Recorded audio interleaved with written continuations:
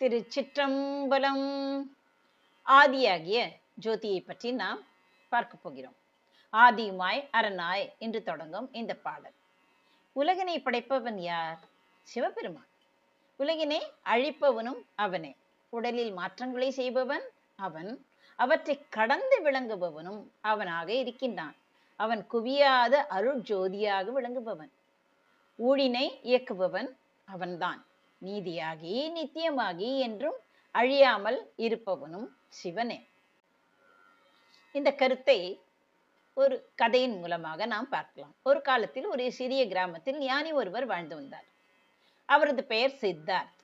அவர் மிகவும் அமைதியானவர், ஆழ்ந்த சிந்தனையாளராக இருந்தார். தனது வாழ்நாள் முழுதும் இறைவனை பற்றியும் பிரபஞ்சத்தின் ரகசியங்களை பற்றியும் அறிய ஆசைப்பட்டார். நல்லது தானே. ஒரு நாள் சித்தார்த் என்ன செய்தார்? தனது வழக்கமான தியானத்தில் ஈடுபட்டிருந்தார். அவரது மனம் அமைதி அடைந்து பிரபஞ்சத்தின் அசைவுகளை உணரத் தொடங்கியது. அப்போது ஒரு ஒளிமயமான தரிசனம் அவருக்கு கிடைத்தது. ஆதியுமாய் சித்தார்த் அந்த ஒளியில் ஒரு பேரொளியை கண்டார். அதுவே அனைத்திற்கும் ஆதி. ஆதி என்றால் என்ன? தொடக்கம், ஆரம்பம் என்பதை உணர்ந்தார். எந்த ஒரு தொடக்கமும் இல்லாத அனைத்திற்கும் மூல காரணமாக இருக்கும் அந்த பேரொளி அவரது மனதில் ஆழ்ந்த அமைதியை ஏற்படுத்தியது. அது காலம், இடம் அனைத்திற்கும் அப்பாற்பட்ட ஒரு சக்தியாக விளங்கியதை அவர் உணர்ந்தார். அரணாய். அரணாய் என்றால் என்ன? அந்த பேரணிக்குள், அந்த பேர் ஒளிக்குள் சிவன் எனும் அரணை கண்டார். அரண் என்பவர் யார்? அழிக்கும் சக்தி கொண்டவர். ஆனால் இது வெறும் அழிவு அல்ல, பயனற்றவற்றை நீக்கி புதியவற்றை உருவாக்குவதற்கான ஒரு தூய்மைப்படுத்தும் செயல் என்பதை சித்தார்த் புரிந்து கொண்டார்.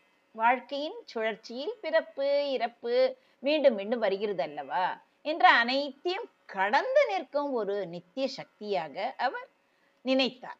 உடலுள் நின்ற வேதியுமாய் விரிந்து ஆர்ந்து இருந்தான் அருள் ஜோதியுமாய். சித்தார்த் என்ன செய்தார்? தன் உடலை உணர்ந்தார். தன் உடல் மட்டுமல்ல, ஒவ்வொரு உயிரினத்தின் உடலிலும் அந்த இறை சக்தி, அதாவது ஒரு வேதியியல் வல்லுனர் போல செயல்படுவதை கண்டார். இந்த பிரபஞ்சமே ஒரு பெரிய வேதியியல் ஆய்வகம் போல அவருக்கு தோன்றியது. இறைவன் அருளால் அனைத்திலும் வியாபித்து விரிந்து நிறைந்திருப்பதை உணர்ந்தார் அவர். அதாவது அந்த வேதியியல் வல்லுனர் போல செயல்படுவதை கண்டார் அல்லவா?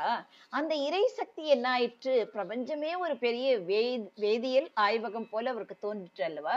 இறைவன் அருளால் அனைத்திலும் வியாபித்து விரிந்து நிறைந்திருப்பதை அவர் உணர்ந்து கொண்டார். ஒவ்வொரு அணுவிலும், ஒவ்வொரு இயக்கத்திலும் அந்த அருள் ஜோதி, அதாவது அருளின் ஒளி பரவி இருப்பதை அவர் தன் ஞான கண்ணால் கண்டார்.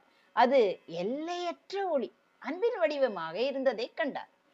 சுருங்காதது ஓர் தன்மையுள் நீதியுமாய் நித்தம் ஆகி நின்றானே. சித்தார்த், இந்த இறை சக்தி ஒருபோதும் சுருங்காதது.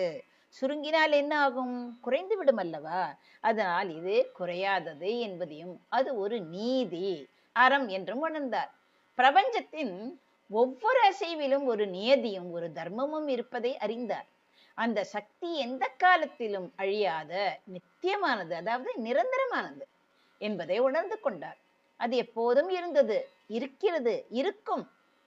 அதுவே பிரபஞ்சத்தின் ஒழுங்குக்கும் அதன் நிலைப்புத்தன்மைக்கும் காரணமாக விளங்குகிறது என்று அவர் உணர்ந்து கொண்டார். இந்த தரிசனத்துக்கு பிறகு சித்தார்த் ஞானம் பெற்றார் என்றே கூற வேண்டும்.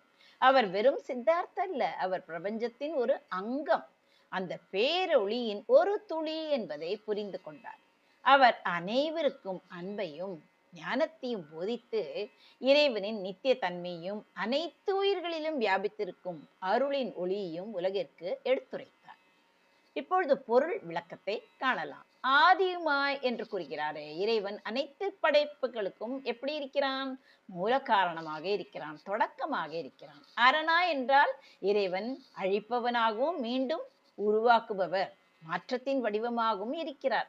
உடலுள் நின்ற வேதியுமாய் விரிந்து ஆர்ந்து இருந்தான் அருள் ஜோதியுமாய். அதாவது இறைவன் ஒவ்வொரு உடலிலும், ஒவ்வொரு உயிரிலும் ரசாயன மாற்றம் போல செயல்பட்டு எங்கும் பரவி அருள் ஒளியாக நிறைந்திருக்கிறார்.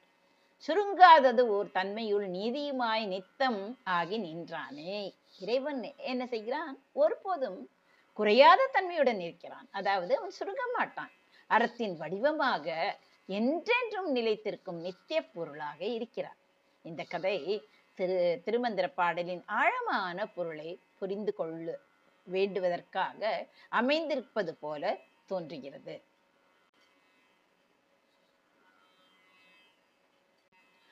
ஆதியுமாய் அரணாய் உடலுள் நின்ற வேதியுமாய் விரிந்து ஆர்ந்து இருந்தான் அருள் ஜோதியுமாய் சுருங்காதது ஓர் தன்மையுள் நீதியுமாய் நித்தம் ஆகி நின்றானே. நன்றி, வணக்கம். உமா பாலசுப்ரமணியன்.